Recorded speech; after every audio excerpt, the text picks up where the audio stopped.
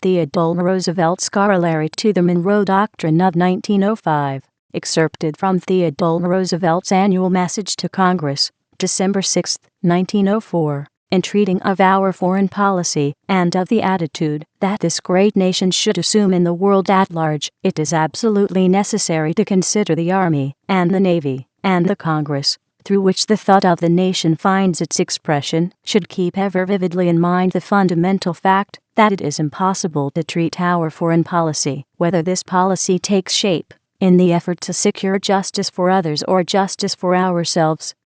save as conditioned upon the attitude we are willing to take toward our Army, and especially toward our Navy. It is not merely unwise, it is contemptible for a nation, as for an individual, to use high-sounding language to proclaim its purposes, or to take positions which are ridiculous if unsupported by potential force, and then to refuse to provide this force.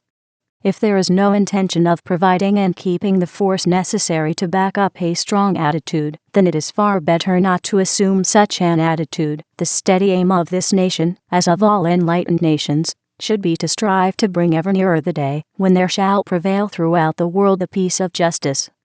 There are kinds of peace which are highly undesirable, which are in the long run as destructive as any war. Tyrants and oppressors have many times made a wilderness and called it peace. Many times peoples who were slothful or timid or short-sighted, who had been enervated by ease, or by luxury, or misled by false teachings, have shrunk in unmanly fashion from doing duty that was stern and that needed self-sacrifice, and have sought to hide from their own minds their shortcomings, their ignoble motives, by calling them love of peace. The peace of tyrannous terror, the peace of craven weakness, the peace of injustice, all these should be shunned as we shun unrighteous war. The goal to set before us as a nation, the goal which should be set before all mankind, is the attainment of the peace of justice, of the peace which comes when each nation is not merely safeguarded in its own rights, but scrupulously recognizes and performs its duty toward others. Generally, peace tells for righteousness, but if there is conflict between the two, then our fealty is due first to the cause of righteousness. Unrighteous wars are common, and unrighteous peace is rare, but both should be shunned. The right of freedom and the responsibility for the exercise of that right cannot be divorced. One of our great poets has well and finely said that freedom is not a gift that tarries long in the hands of cowards.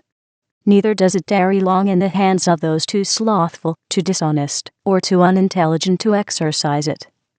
The eternal vigilance which is the price of liberty must be exercised, sometimes to guard against outside foes, although of course far more often to guard against our own selfish or thoughtless shortcomings. If these self-evident truths are kept before us, and only if they are so kept before us, we shall have a clear idea of what our foreign policy in its larger aspects should be.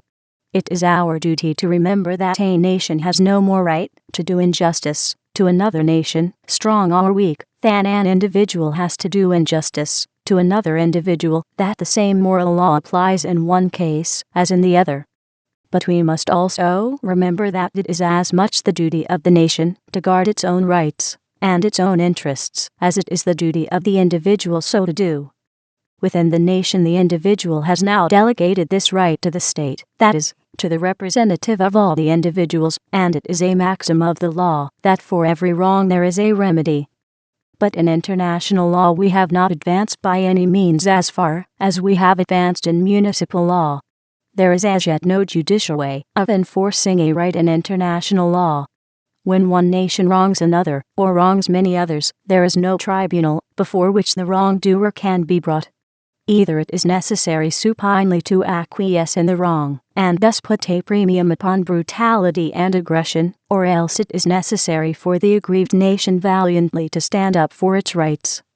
Until some method is devised by which there shall be a degree of international control over offending nations, it would be a wicked thing for the most civilized powers, for those with most sense of international obligations, and with keenest and most generous appreciation of the difference between right and wrong, to disarm.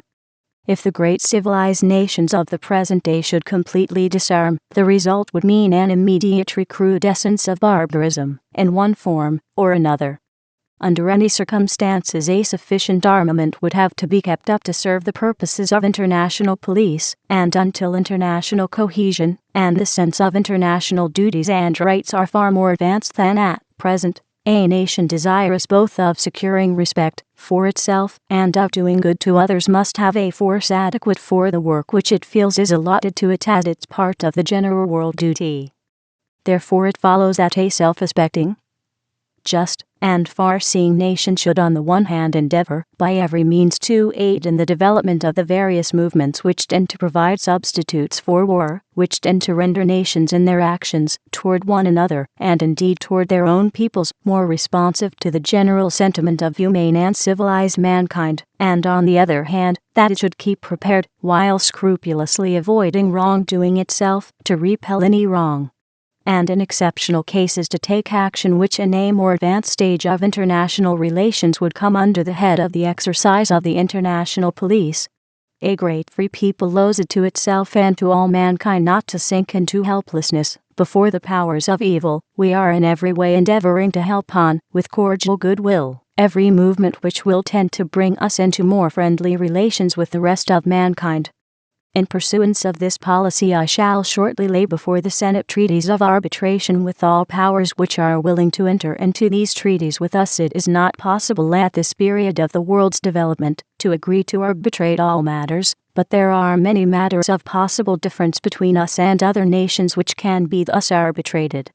Furthermore, at the request of the Interparliamentary Union, an eminent body composed of practical statesmen from all countries, I have asked the powers to join with this government in a second Hague Conference, at which it is hoped that the work already so happily begun at The Hague may be carried some steps further toward completion. This carries out the desire expressed by the first Hague Conference itself. It is not true that the United States feels any land hunger or entertains any projects as regards the other nations of the Western Hemisphere save such as are for their welfare. All that this country desires is to see the neighboring countries stable, orderly, and prosperous. Any country whose people conduct themselves well can count upon our hearty friendship. If a nation shows that it knows how to act with reasonable efficiency and decency in social and political matters, if it keeps order and pays its obligations, it need fear no interference from the United States. Chronic wrongdoing, or an impotence which results in a general loosening of the ties of civilized society, may in America, as elsewhere, ultimately require intervention by some civilized nation, and in the Western Hemisphere the adherence of the United States to the Monroe Doctrine may force the United States, however reluctantly, in flagrant cases of such wrongdoing or impotence, to the exercise of an international police power. If every country washed by the Caribbean Sea would show the progress in stable and just civilization which with the aid of the Platt Amendment Cuba has shown since our troops left the island, and which so many of the republics in both Americas are constantly and brilliantly showing, all question of interference by this nation with their affairs would be at an end. Our interests and those of our southern neighbors are in reality identical. They have great natural riches, and if within their borders the reign of law and justice obtains, prosperity is sure to come to them. While they thus obey the primary laws of civilized society, they may rest assured that they will be treated by us in a spirit of cordial and helpful sympathy.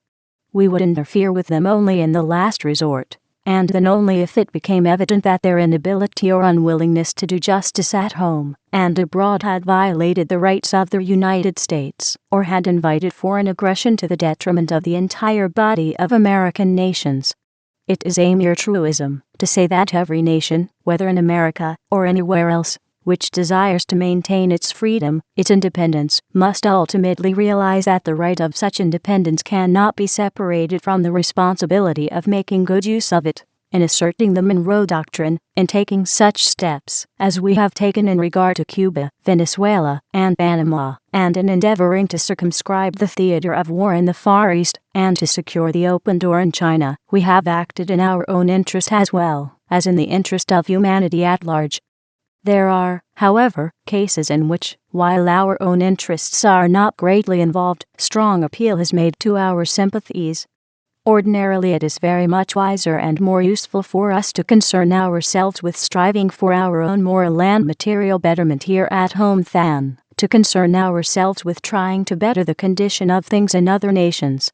We have plenty of sins of our own to war against, and under ordinary circumstances we can do more for the general uplifting of humanity by striving with heart and soul to put a stop to civic corruption, to brutal lawlessness, and violent race prejudices here at home than by passing resolutions and wrongdoing elsewhere. Nevertheless, there are occasional crimes committed on so vast a scale and of such peculiar horror as to make us doubt whether it is not our manifest duty to endeavor at least to show our disapproval of the deed and our sympathy with those who have suffered by it. The cases must be extreme in which such a course is justifiable. There must be no effort made to remove the mote from our brother's eye if we refuse to remove the beam from our own. But in extreme cases action may be justifiable and proper. What form the action shall take must depend upon the circumstances of the case, that is, upon the degree of the atrocity, and upon our power to remedy it. The cases in which we could interfere by force of arms, as we interfered to put a stop to intolerable conditions in Cuba, are necessarily very few.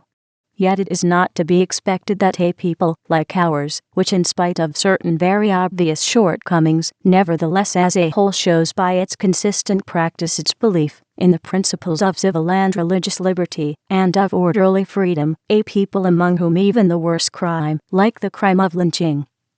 is never more than sporadic, so that individuals and not classes are molested in their fundamental rights.